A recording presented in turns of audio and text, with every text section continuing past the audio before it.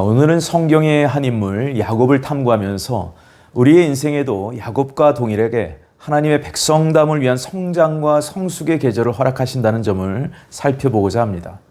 특별히 야곱이 어떻게 모사꾼, 사기꾼의 모습에서 마지막은 축복을 흘려보내는 자로 변화되어가는 모습을 그가 거쳐갔던 약 10개의 도시를 추적해보며 오늘을 살아가는 우리의 삶에도 우리가 거쳐갔던 장소와 시간, 그리고 수많은 만남 속에서 하나님께서는 우리를 어떻게 성장시키시고 어떻게 성숙시키는가에 대한 지혜와 계시 안목을 제공하고 계실 것입니다. 자, 그렇다면 야곱의 삶에 다가온 첫 번째 그의 인생 도시는 과연 무엇일까요? 창세기 25장 22절로 26절은 이렇게 말씀합니다. 그 아들들이 그의 태 속에서 서로 싸우는지라 그가 이르되 이럴 경우에는 내가 어찌할꼬 하고 가서 여호와께 묻자온대 여호와께서 그에게 이르시되 두 국민이 내 태중에 있구나 두 민족이 내 복중에서부터 나누이리라 이 족속이 저 족속보다 강하겠고 큰 자가 어린 자를 섬기리라 그 해산기한이 찬즉 태에 쌍둥이가 있었는데 먼저 나온 자는 붉은 전신이 털옷 같아서 이름을 에서라 하였고 후에 나온 아우는 손으로 에서의 발꿈치를 잡았으므로 그 이름을 야곱이라 하였으며 리브가가 그들을 낳을 때에 이삭이 60세였더라. 아멘. 야곱이란 사람이 어떠한 성향의 사람인가는 하나님께서 엄마 리브가 뱃속에서 쌍둥이 형제 에서와의 사이에 서로 싸운다고 기록하므로 이들의 앞으로의 운명과 관계가 어떠할 것임을 하나님은 예언하고 계시죠.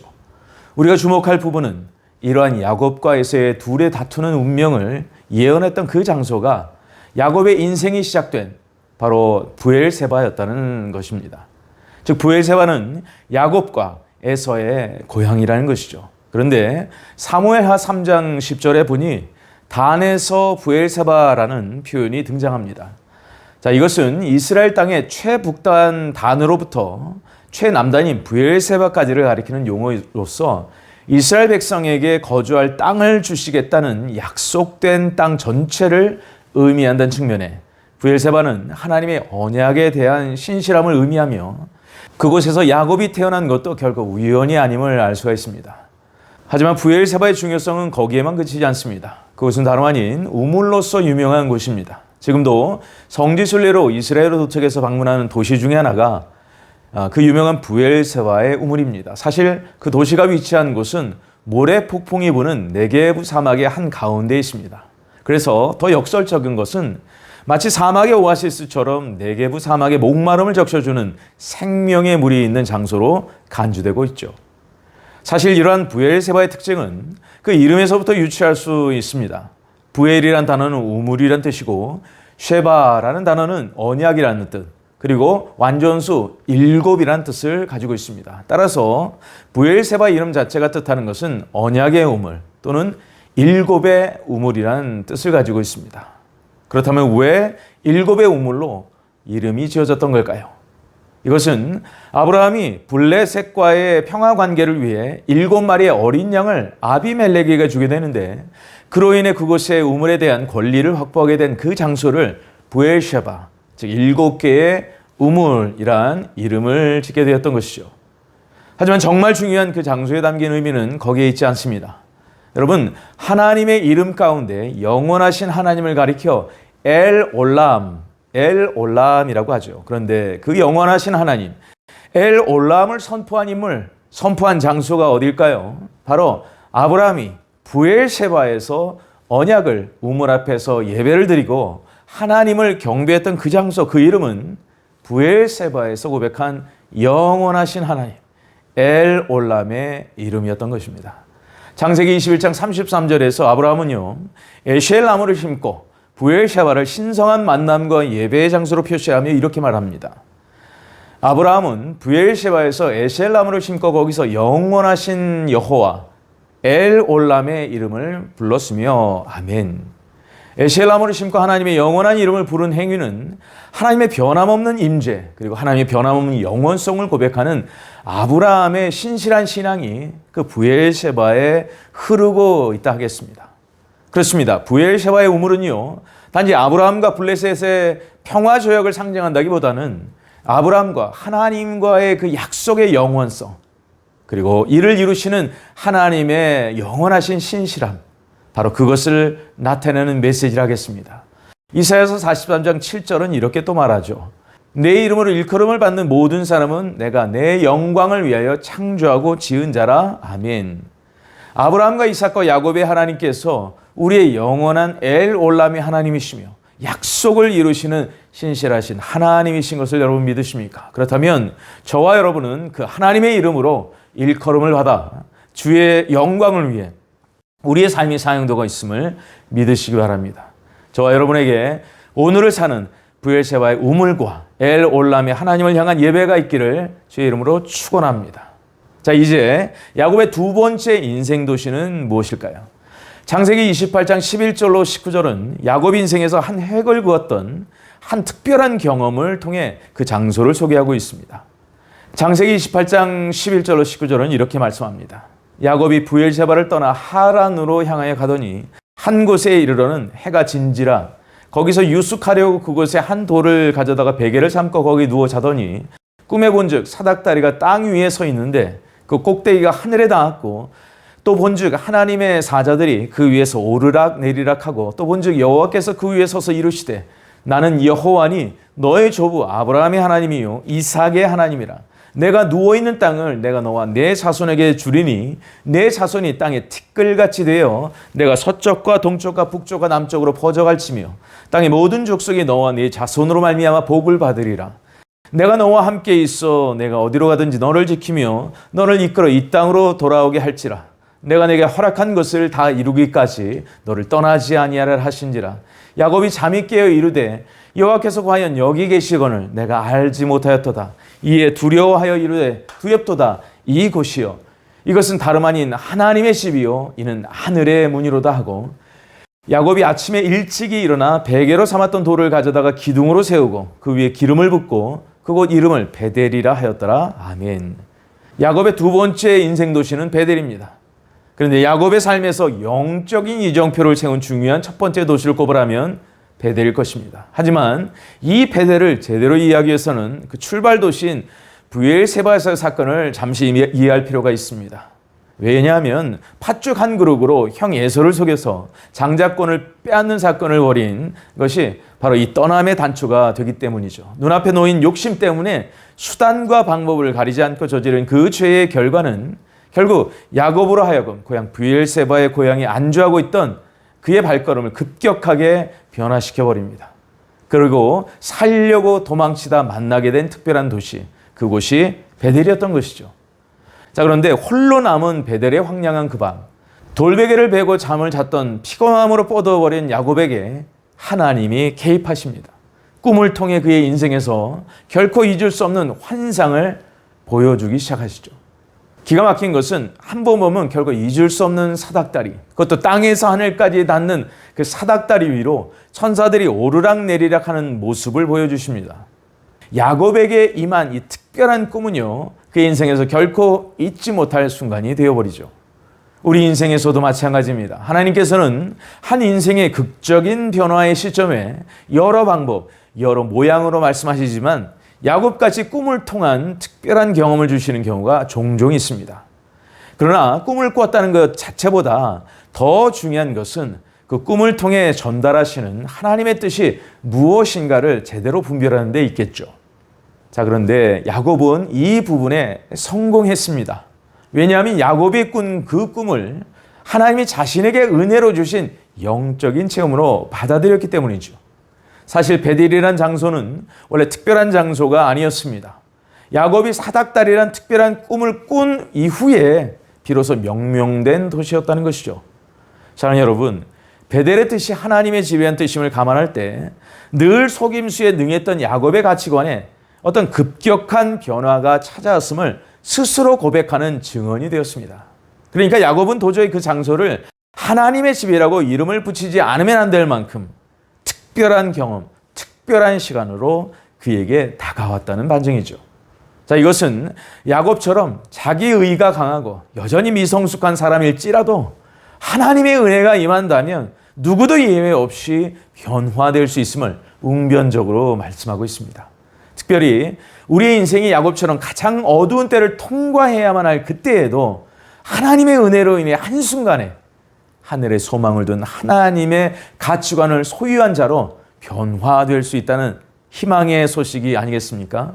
바로 그것을 말해주고 있는 것입니다.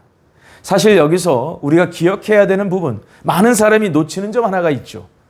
야곱의 이때의 나이가 약 77세에 이르렀다는 것입니다.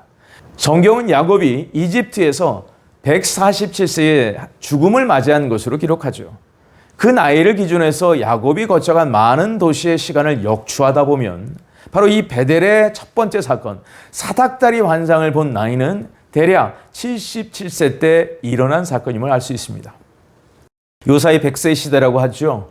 오늘날로 환원하면 야곱은 진정한 그의 영적 변화를 약 반세기인 50세 이후에야 비로소 하게 되었다는 것을 말해주고 있습니다. 이 방송을 들으시는 분 중에 혹 50세의 중년이 되어서 어떤 영적인 목마름이 있음에도 나이가 많다고 교회에 방문하는 것을 꺼리는 분이 있으신지요? 야곱의 진정한 변화는 70세 후반부터 시작되었다는 것을 기억하십시오. 베델이 하나님의 집으로서 명명될 수 있던 것은 20대의 야곱, 30대의 야곱이 아닙니다.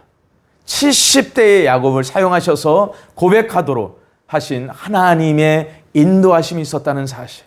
늦었다고 생각하는 바로 그때가 가장 빠른 때임을 믿으시기 바랍니다. 어느 때 주님을 만나는 것보다 중요한 것은 얼마만큼 내가 하나님을 깊이 경험하는 게 더 중요하다는 것이죠. 사랑하는 여러분, 야곱이 자신을 향한 하나님의 더 높은 부르심의 목적을 발견한 것 70대였음을 기억하십시오. 또 하나 베델이 전해주는 메시지는 형 에서에게 죽임을 당할 위기의 두려움이 최고조로 임한 그때가 하나님께서 그 인생에 그분의 임재를 가장 강력하게 드러내시기 시작하는 중요한 순간이 되었다는 것입니다. 실패와 좌절과 극심한 두려움 가운데 놓여 있는 분들이 계십니까? 야곱의 베델의 하나님을 찾으시길 주 예수 그리스도의 이름으로 축원합니다. 하나님, 제가 베델의 하나님을 만나고 싶습니다. 기도하십시오. 바로 그때 오고는 모든 세대 가운데 야곱을 통해서 우리에게 메시지하시는 하나님의 뜻이 바로 여기에 담겨 있는 것입니다. 가장 두렵고 가장 늦었다고 생각하는 바로 그때가 하나님께서 나를, 저와 여러분을 변화시킬 수 있는 가장 좋은 기회의 때가 될 수 있음을 믿으십시오. 여기서 우리가 놓치지 말아야 되는 중요한 사실 하나가 있습니다. 70세가 넘는 야곱에게 왜 하나님께서는 여러 매개체가 있지만 굳이 사닥다리로서 하나님의 뜻을 보여주셨는가입니다. 흥미롭게도 성경 전체에서 사닥다리란 단어는 이 환상에서 딱 한 번 등장합니다. 그리고 그 사닥다리는 복수가 아니었습니다. 딱 하나를 의미하는 남성형 단수 명사인 히브리 명사 술람으로 기록되어 있죠. 여러분, 야곱의 사닥다리 환상의 중요한 이유가 뭘까요? 성경에 딱 한 번 등장하는 사닥다리에 대한 환상을 우리 주님께서, 예수님께서 자신이 누구이신지를 제자들에게 나타내는 도구로 인용하셨다는 사실을 아십니까? 그 사실 하나만으로도 야곱의 사닥다리 환상은요, 희소성을 가지고, 아니 그것을 뛰어넘어서 매우 소중한 중요성이 있음을 시사합니다. 우리 다 함께 요한복음 1장 51절 말씀 같이 읽습니다. 또 이르시되 진실로 진실로 너희에게 이르노니 하늘이 열리고 하나님의 사자들이 인자 위에 오르락 내리락 하는 것을 보리라 하시니라. 아멘. 주님께서 야곱의 사닥다리 환상을 있는 그대로 인용하시는 장면입니다. 자, 그런데 딱 하나 다른 게 뭐냐 하면 사닥다리란 단어의 자리에 인자란 단어로 표현하셨다는 사실이죠. 즉 인자 대신 예수님이 사실은 야곱에게 보여주신 사닥다리 환상의 그 사닥다리라고 말씀하시는 현장입니다. 자, 그렇다면 주님께서는 이 사닥다리를 통해 과연 무엇을 말씀하고자 했던 걸까요? 그 중요성을 우리는 첫째, 야곱의 사닥다리가 단수로서 기록된 사실에서 발견할 수 있습니다. 즉 인자는 한 분이시고 주님도 한 분이시라는 사실이죠.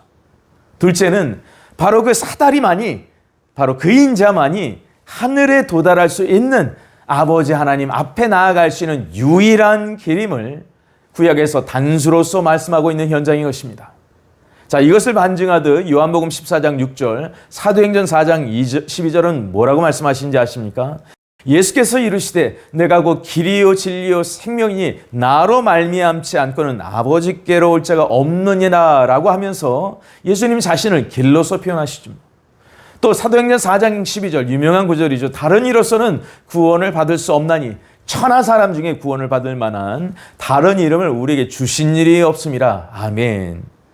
유일한 길이라는 것입니다. 유일한 사닥다리라는 것입니다. 이것이 바로 베델이 중요한 이유인 것이죠. 하늘과 땅을 연결하는 중재자 예수 그리스도가 구약의 사닥다리 환상을 통해서 우리를 향한 하나님의 유일한 구원과 하나님의 놀라운 사랑을 약속하셨다라는 것을 하나의 사다리를 통하여서, 그러나 땅과 하늘을 연결하는 사다리로서 나타내고 있다는 사실. 그런데 또 하나의 중요성이 있죠.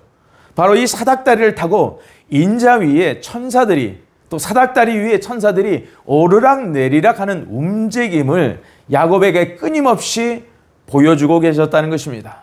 자, 무슨 뜻일까요? 하나님께서는 인간의 역사를 관람자로서 계신 것이 아니라는 거예요.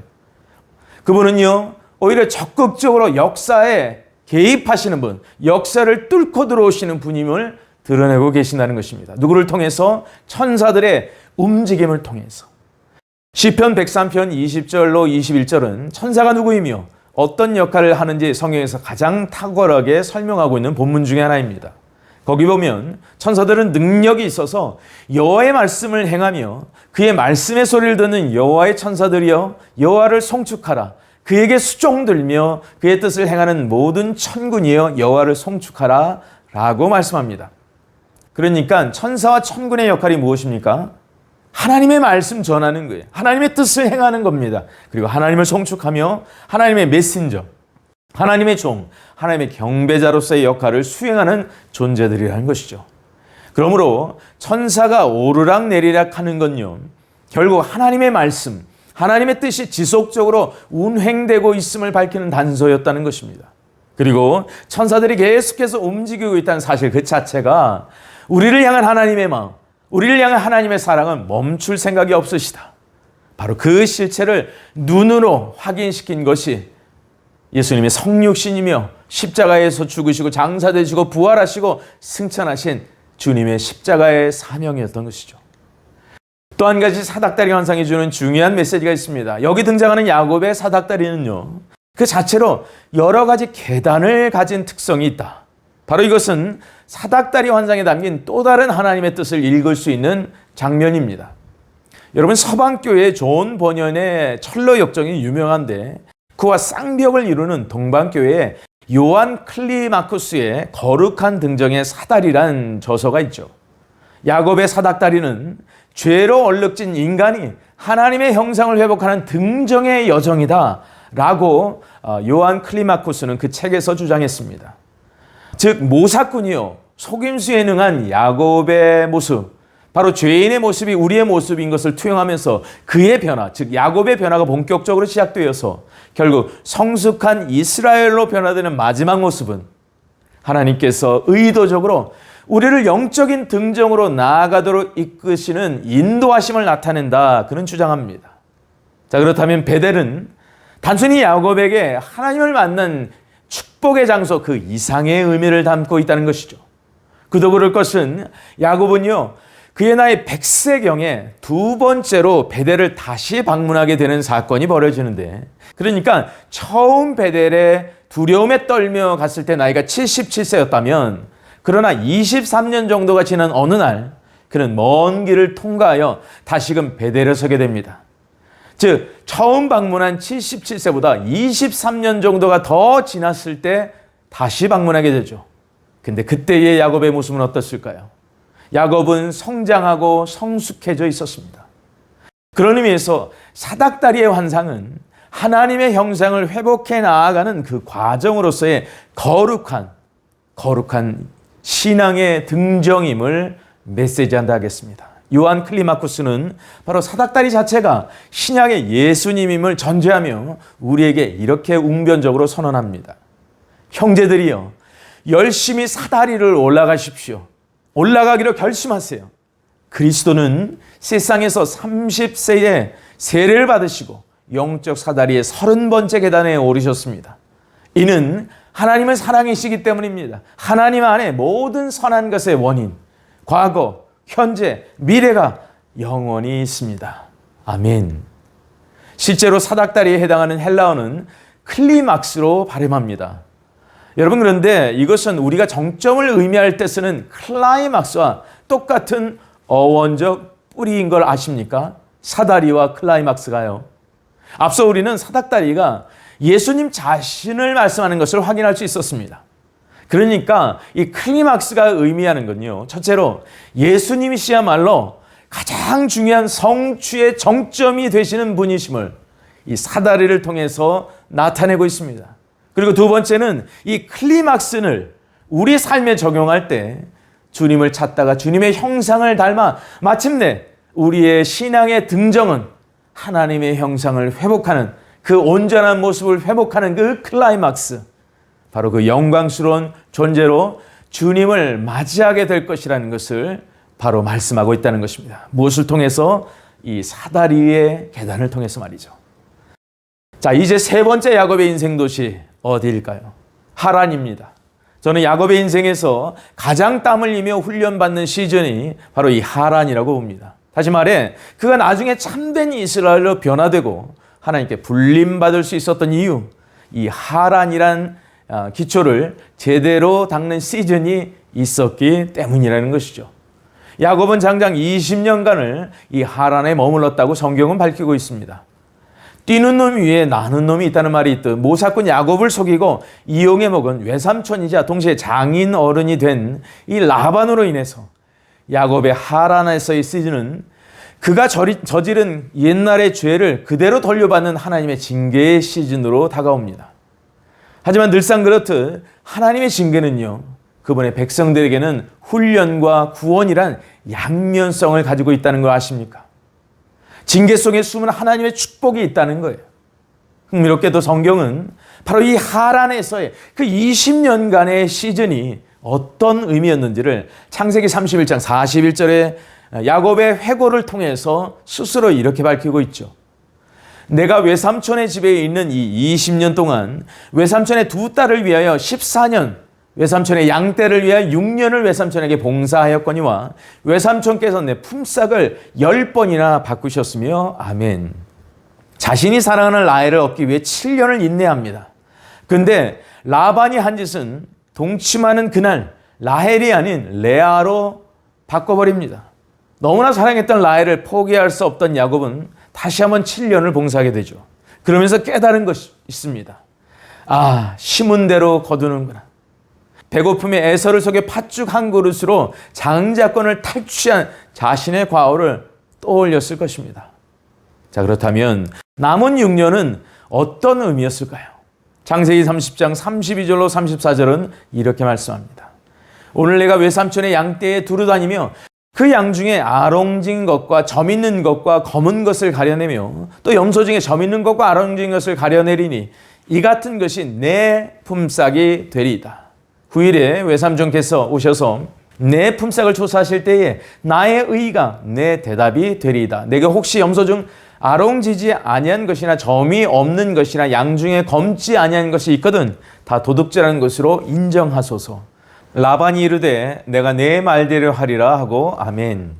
사실 이 대화는 바둑으로 따지면 속임수 9단끼리의 수싸움의 대화입니다. 왜냐하면 라반 입장에서는 야곱의 제안을 수용해서 자기 재산의 이익을 극대화하려는 욕심이 있었고, 야곱은 야곱 나름대로 오랜 목자 생활을 통해서 일반적으로 양과 염소 중에서 점 있고 아롱진 것이 드물다는 사실로 라반을 안심시킨 후 선택적인 교미와 유전적 기술을 사용해서 점 있는 양과 아롱진 염소를 많이 얻고자 나름 잔머리를 쓴 제안이었기 때문이죠.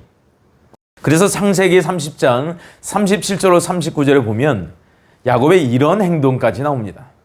야곱이 버드나무와 살구나무와 신풍나무의 푸른 가지를 가져다가 그것들의 껍질을 벗겨 흰 무늬를 내고 껍질 벗긴 가지를 양떼와 와서 먹는 개철의 물구유에 세워 양떼를 향하게 하며 그 떼가 물을 먹으러 올 때에 새끼가 베니 가지 앞에서 새끼를 뱀으로 얼룩얼룩한 것과 점이 있고 아롱진 것을 낳은지라. 아멘.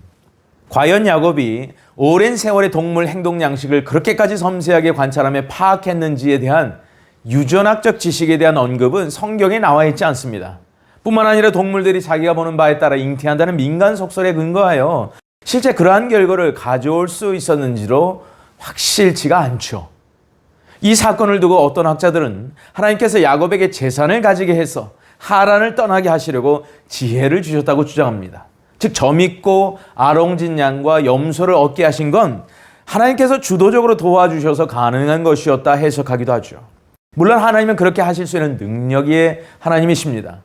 그러나 과연 이러한 편법을 얻게 하는 것이 하나님께서 약속하신 자녀를 돕는 방법일까요? 저는 그것은 아니라고 생각합니다. 왜냐하면 이렇게 야곱이 얻게 된 모든 어릉지고 점 있는 양과 염소는 결국 어떻게 되나요? 결국 다 잃어버리게 된다고 성경은 말씀합니다. 왜냐하면 형 에서를 만나자마자 여전한 두려움 때문에 자기가 가지고 있던 상당한 재물을 형 에서에게 주게 되죠.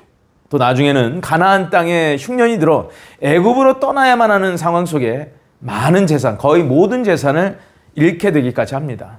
그러니까 하란의 6년은 야곱을 향한 하나님의 남은 훈련이, 아직 그 속사람의 남은 훈련이 끝나지 않았음을 시사하죠. 그렇다면 어떤 훈련이었던 걸까요? 그렇습니다. 우리가 어떤 상황 속에서도 정당한 방법을 추구할 때 진정으로 낭비는 없다는 것을 알려주시기 위한 훈련이었습니다.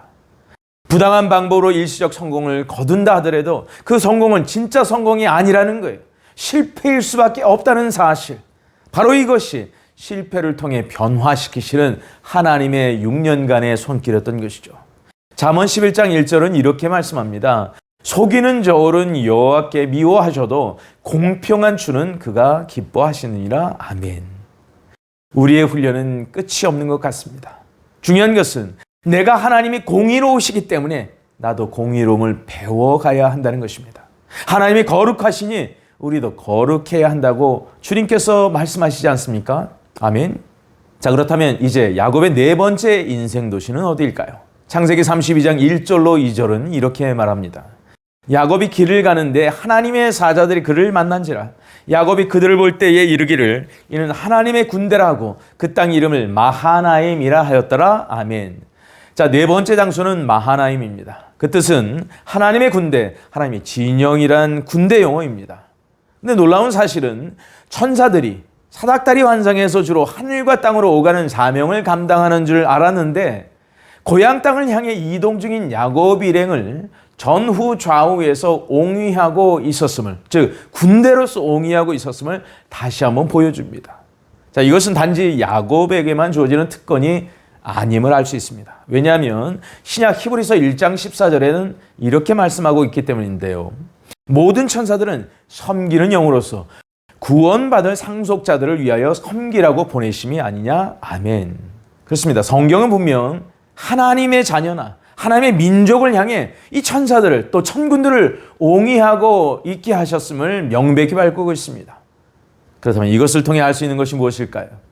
우리의 삶, 저와 여러분들의 삶은 그냥 역사 가운데 걸어가는 시간의 진행만을 의미하지 않습니다.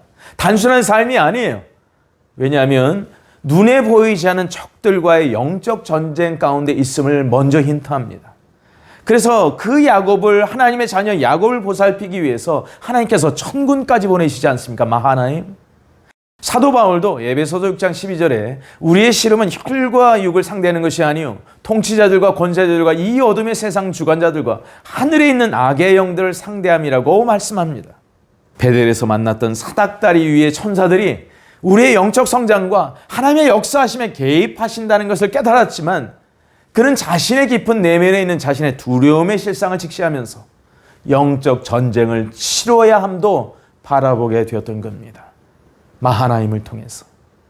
바로 여기서 깨닫는 진리가 있습니다. 천사들이 우리를 돕지만 그 주도적인 싸움은 자신이 감당해야 한다는 점이에요.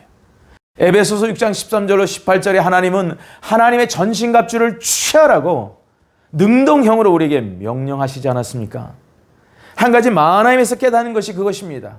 이 두려움의 경관지는 막강하다는 거예요. 왜냐하면 하나님의 군대까지 보내주면서 에서를 만나기 앞서 두려워하지 말라고 하신 하나님의 손길에서 여전히 변하지 않고 있는 야곱의 두려움을 보기 때문입니다.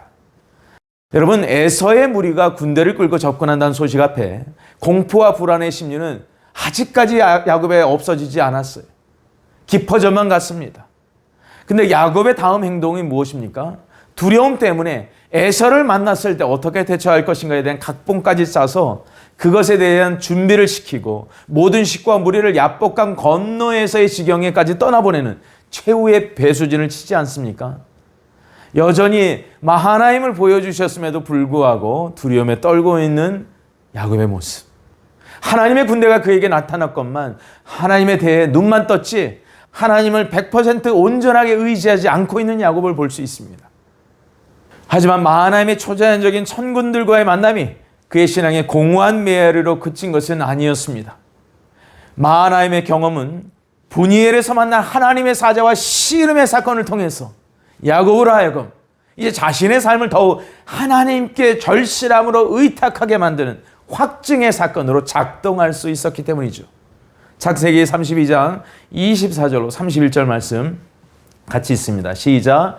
야곱은 홀로 남았더니 어떤 사람이 날이 새도록 야곱과 씨름하다가 자기가 야곱을 이기지 못함을 보고 그가 야곱의 허벅지 관절을 치매 야곱의 허벅지 관절이 그 사람과 씨름할 때에 어긋났더라. 그가 이르되 날이 새려 하니 나로 가게 하라. 야곱이 이르되 당신이 내게 축복하지 아니하면 가게 하지 아니하겠나이다.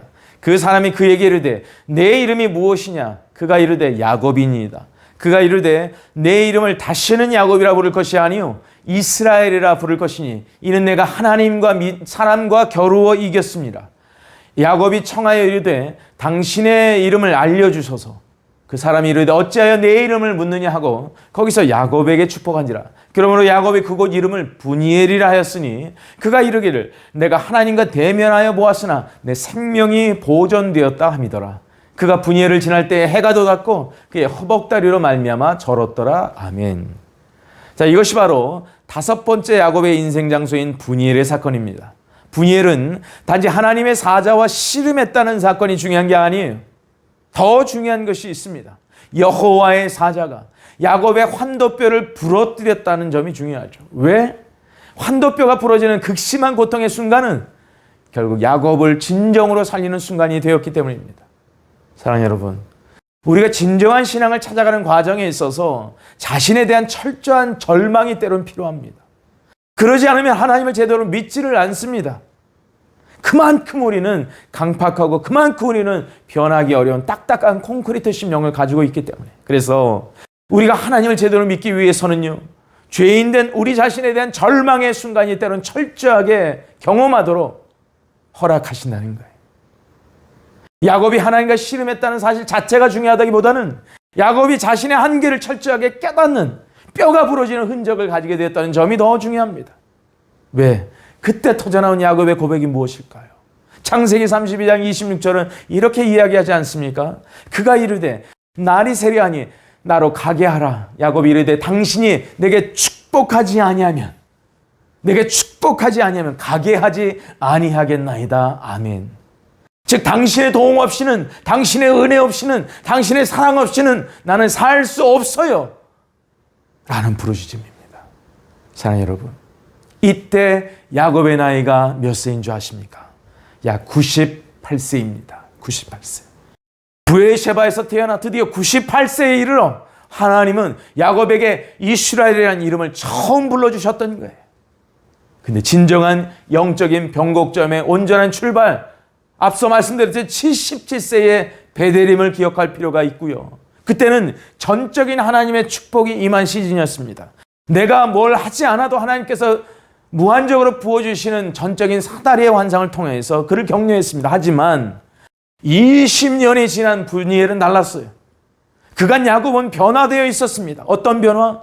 98세에 경험한 브니엘의 시즌은 드디어 하나님께 제대로 매달리고 부르짖는 그 자신이 되어 있었던 것입니다. 그때를 특징 지우는 특별한 표현, 바로 다음 이것입니다. 야곱은 홀로 남았더니. 사실 에서로부터 쫓기듯 달아났을 때 베델에서도 야곱은 혼자였어요. 그런데 분이엘도 혼자 남았습니다. 그러나 베델과 분이엘은 철저하게 달랐어요. 다른 홀로 있음입니다. 베델은 위에서 아래로 부어지는 전적인 하나님의 은혜 가운데 홀로 있음이었어요. 하지만 분이엘은 아니었어요.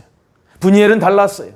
하나님의 은혜의 시간이었지만 야곱은 환도뼈가 깨지는 아픔을 경험하였고요. 그 상황 속에서 자발적으로 하나님께 나아가는 의지적 홀로 남음 속에 있었습니다. 그리고 한 걸음 더 나아가 하나님께 매달렸습니다. 우리 인생에도 나타나는 영적 변화가 바로 이것입니다.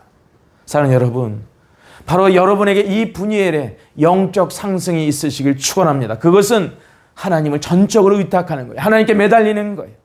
그것은 나의 연약함을 철저하게 내려놓고 주님을 의탁한다라고 하는 자발적 홀로 있음을 취하는 것입니다. 사랑하는 여러분, 여러분에게 이런 야복나루의 홀로 있음이 오히려 여러분의 영적인 상승의 자리로 인도하는 자리로 이끄실 것을 믿으시기 바랍니다. 아멘.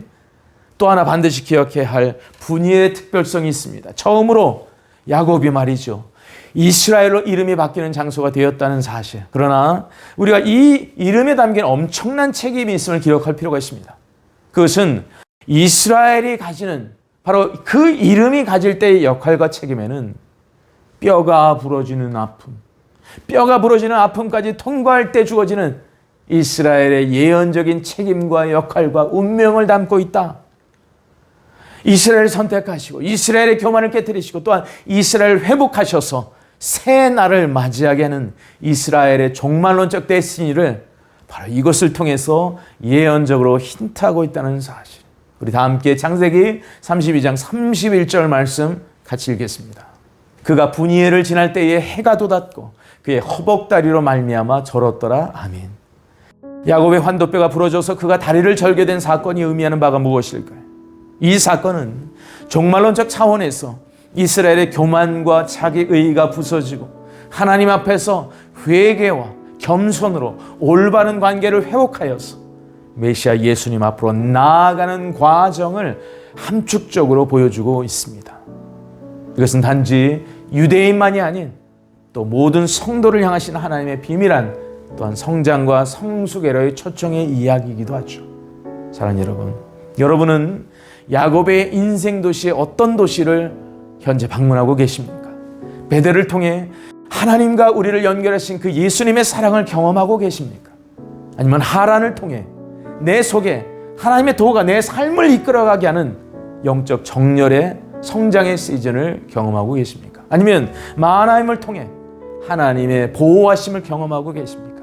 아니면 야복 나루터의 아픔을 지나 영광스러운 새벽을 기대하는 영광스러운 고난을 통과하는 새로운 해를 맞이하는 소망하는 자로 일어서고 계시는지요? 그 어떤 단계에 있든지 이 모든 도시 가운데 공통적인 하나님의 약속이 있습니다. 그것은 바로 하나님은 여러분과 동행하고 계시며 여러분의 삶에 개입하고 계시며 여러분에게 축복을 주시길 원하시고 계시며 여러분의 참된 이름에 걸맞는 거룩한 아픔의 시즌을 통하여 그 이름 하나님의 백성다움으로 우리를 인도하고 계신다는 사실입니다. 사랑하는 성도 여러분, 여러분에게 베델과 하란과 마하나임과 분이엘의 하나님이 2024년도의 영적 시즌을 이끌어가여 주시기를 주 예수 그리스도의 이름으로 축복합니다. 함께 기도하겠습니다. 기도합니다.